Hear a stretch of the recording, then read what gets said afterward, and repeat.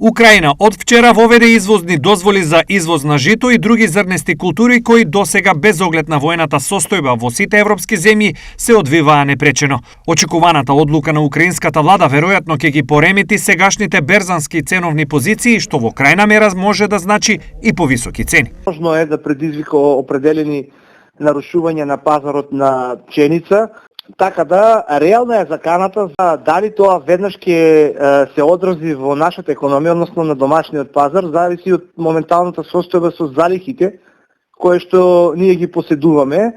Понатаму зависи од годинашната жетва која што ќе оствариме, како и од резервите на жито кои што ги поседува држава. Надеж дека ценовни турбуленции на штета на граѓаните и на индустријата ќе нема според Груевски е изјавата на српскиот претседател Александар Вучич, која за нас е мощно оптимистична.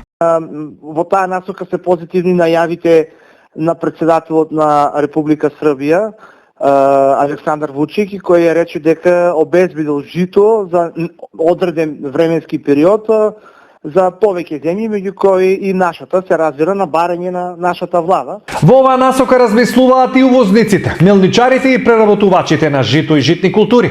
Но во моментов тие се воздржуваат од калкулации дали и кога ќе има ново поскапување на житото, а последователно и на брашното. Клучна причина за ова веројатно е неодамнешното покачување на сите производи сврзани со цената на житото, иако фактор за него тоа беше енергетската криза.